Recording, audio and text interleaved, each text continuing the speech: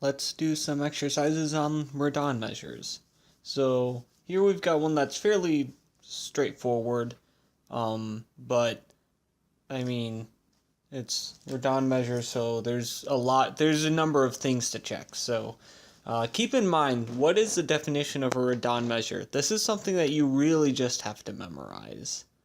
I mean, it's a number of nice properties that you would expect a measure to have, but not all measures have them, and so this is just a collection of nice properties that a measure can have. You have finiteness on compact sets, i.e. the measure of any compact set is finite. Then you've got outer regularity on Borel sets, meaning that if you have any Borel set, then the measure of the Borel set is equal to the infimum of the measures, the infimum over all open covers of this Borel set of the measure of the open covers. And it's also irregular on open sets, meaning that if you have an open set, then the measure of the open set is equal to the supremum over all compact subsets of this open set of the measures of the compact subsets. So basically, finite and compact sets, you can approximate Borel sets from outside using open sets, and you can approximate open sets from inside using compact sets. So anyways, let's move on to this theorem.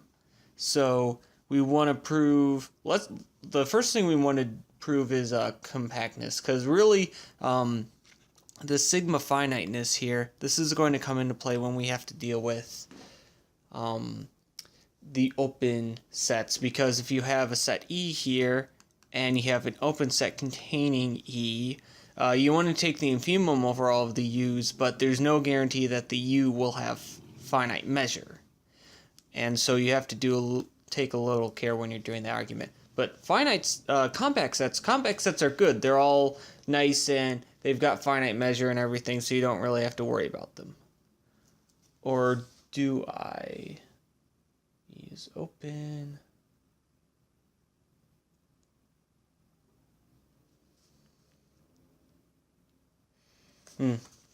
Yeah, I'm not sure if I accounted for this, so I'll do it on the fly. Anyways, so let's start writing stuff. If K is compact,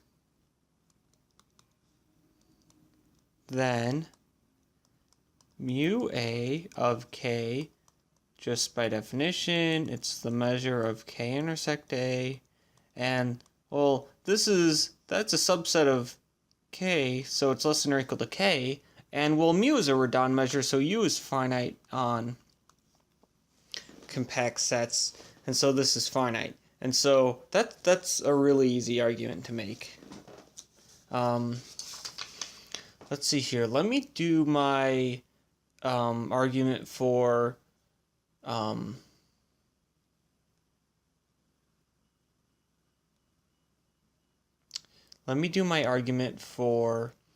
being outer regular on open sets now, because I think I need to adjust my argument for irregularity. So, if E is Borel, remember this is outer regularity on Borel sets, so E is going to be Borel. Then, since mu is sigma finite, E is equal to the disjoint union from 1 to infinity of En, where mu of En is finite for each n. That's just by definition.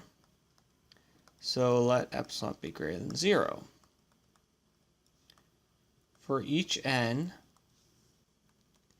A intersect En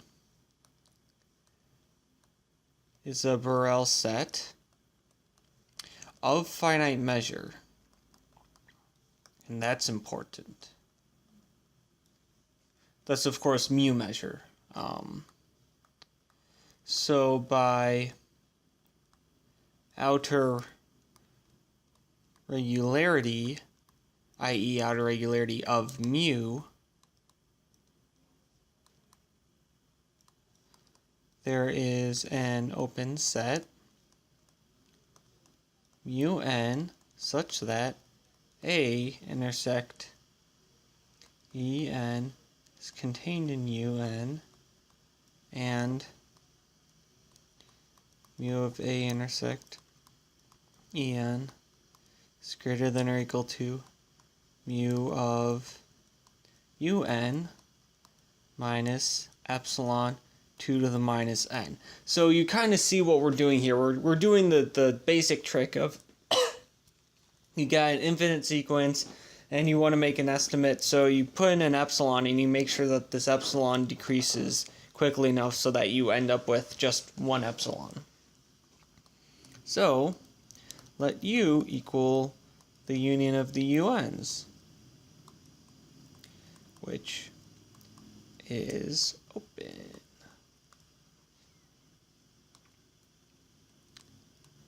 Then,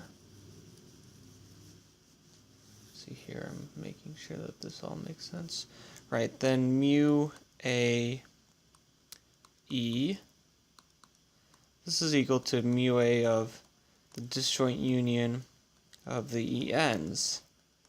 This is equal to the sum of the mu A ENs, and that's because it's a measure and these are disjoints, so this is like the definition of a measure. And so what is this? Well, this is just by definition the sum from 1 to infinity of mu of A intersect En. And now what we know by our choice of UN that this is greater than this, right? And then this is greater than or equal to mu from the union from 1 to infinity of UN minus epsilon. Certainly these epsilons are going to come together and just give you one epsilon. And as for this, the measure of the union is always less than or equal to the sum of the measures. So this is just that inequality. And so what is this? This is just by definition mu of U minus epsilon. But this is obviously greater than or equal to mu A of U minus epsilon. Let me just take a second here to make sure that this, I think I might have done something not wrong, but just possibly not optimal here, because look, this inequality here from mu of U to mu A of U, it's sort of a little bit of a rough estimate there. So, but I guess it sort of makes sense because UN is supposed to be a close approximation to A intersect En. And so basically making that change from mu of U to mu A of U, you're not really changing it that much since each mu n was really basically, because UN is a superset of A intersect En, if you take this intersect with A, then you're still going to get a good estimate, if that makes sense. So yeah, heuristically this might not be the slickest proof, but it certainly does work. And so let's see here. So we've got E here. That's supposed to look like a set. And this is U, and the measure of U, and even though E is contained in U, the measure of E is greater than or equal to the measure of U minus epsilon. And this holds for all epsilon greater than 0.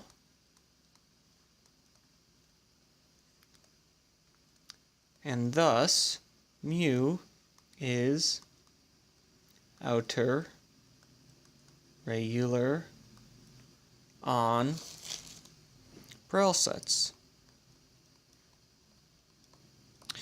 Okay, so now we have to approach this dealio with the compact sets, and this I need to look at, because the argument that I gave when I was going through this, basically I was just thinking, oh yeah, compact sets, they have finite measure, so they're all good. But what we're looking for is we're looking for irregularity on open sets. And open sets, newsflash, open sets can have infinite measure. And so I'm trying to think of the best way to go about this. If we consider separately the case where the measure of our open set is infinite, then maybe that'd be easier, because if the measure of the open set is infinite, that just means that you can find a compact set inside there of arbitrarily large measure. And then when you're looking at mu a of k, that's certainly going to be, can you make this arbitrarily large? Well, if a has finite measure, then certainly here. Let's just start. And instead of me talking out loud here, let's just. I have to fix my pen a little. Hold on.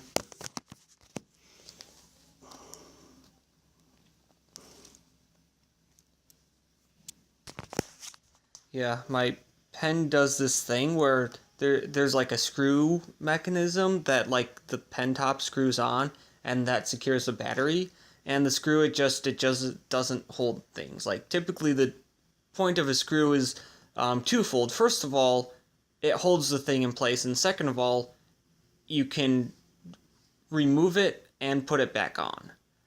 And this one, it doesn't do the thing where it holds it in place. It does the thing where you can remove it and put it back on really well, but you just like kind of just plop it on and take it off real easily. Like there's no adhesiveness. It is not. So anyways, I have to deal with that, but we're good for now. So for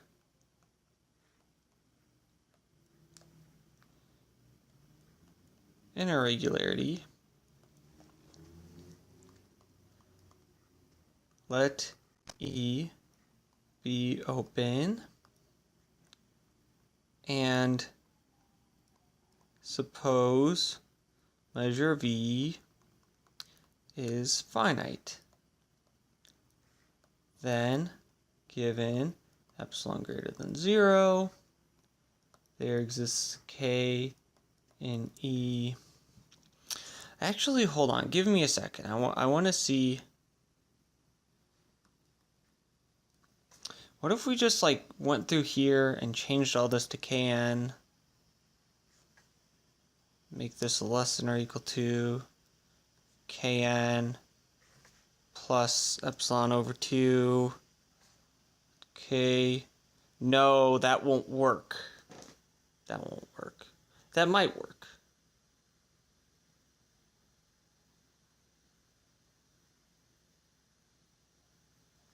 Nah. It might work, but not well enough that I'm able to think through it on the fly, which is hard to do. Because basically here, countable union of open sets is open, so they're good. Union of compact sets, not so much. So there's that. Okay, so anyways, let's just go with this. Then given epsilon greater than 0, there is a K in E compact such that mu of K is greater than or equal to mu of E minus epsilon. This would be impossible if the measure of E were infinite, but that's not the case here.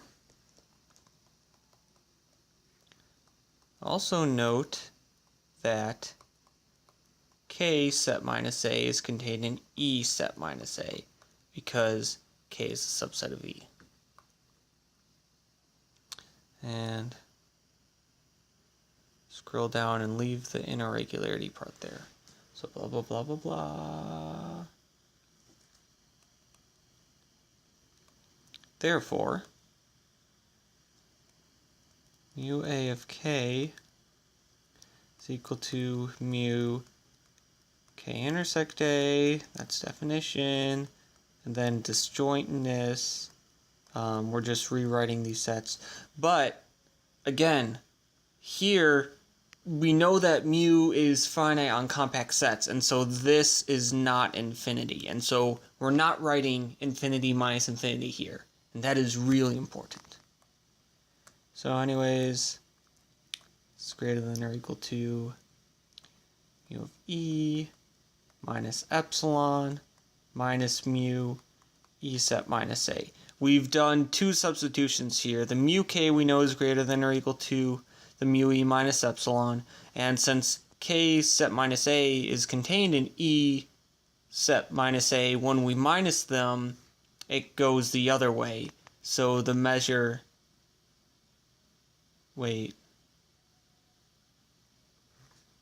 so we've got k set minus A and E set, okay, so we've got k, E, and A here.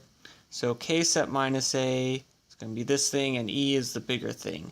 So here, yeah, we're subtracting more stuff, right? Because this is just, you're subtracting this stuff, and here you're subtracting all of this stuff. And so when you subtract more stuff, you add less stuff, and the thing gets smaller. So, equals mu E intersect A minus epsilon. That's just mu A of E minus epsilon. This holds for all epsilon greater than 0, and thus mu A is inner regular on open sets of finite measure.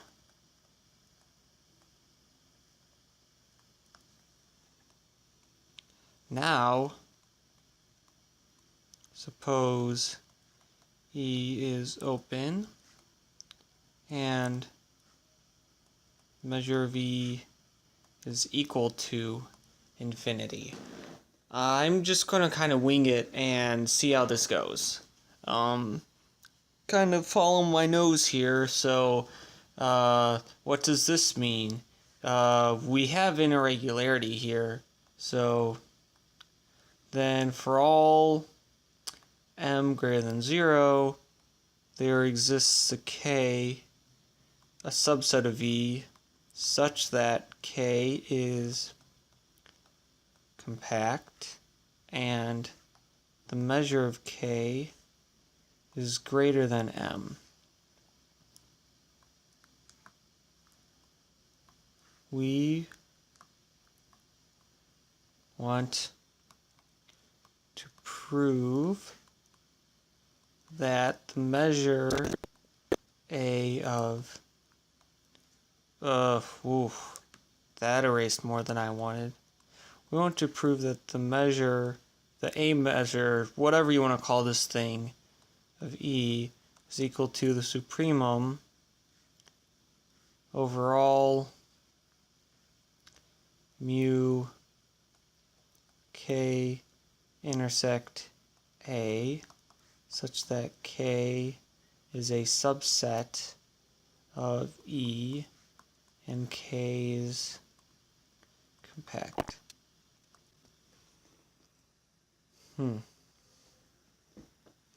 This is actually quite tricky. Do you know what? Hold on. Actually, give me a second. I want to go back to this previous argument here. Because you see, we're doing this thing where we have to take u equal the union from 1 to infinity of un, which is open. And we can't do the same thing with compact sets, but we sort of could. if we just took a finite subset, but that might not be enough to give us what we want.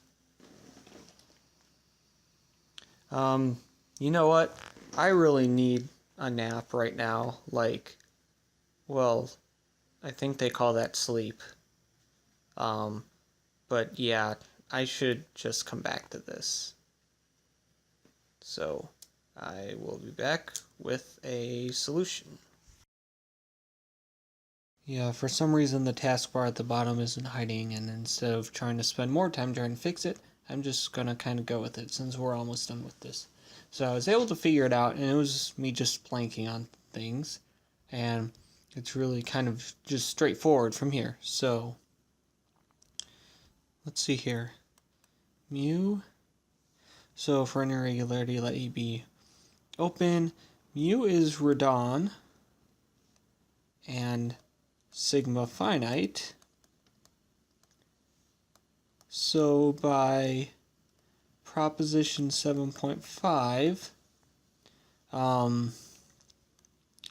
mu is inner regular on all Borel sets, because proposition 7.5 tells us that a Radon measure is irregular on all sigma finite sets. And so if it's a sigma finite measure, then every single Borel set is sigma finite. And so we get this. So in particular, mu is inner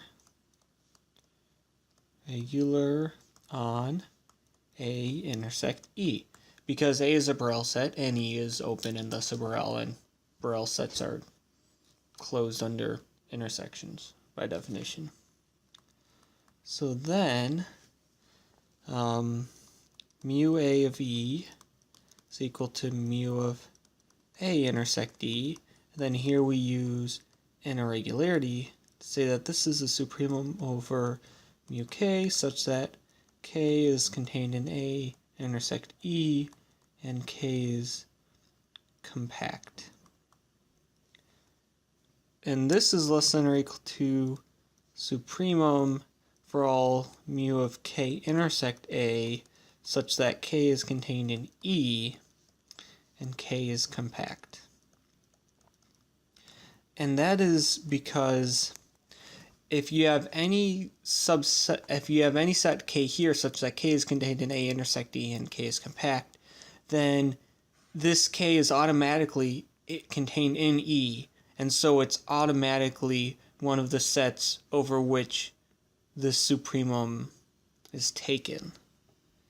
And so basically this one, you're taking a supremum over a larger collection of sets, and so the supremum increases.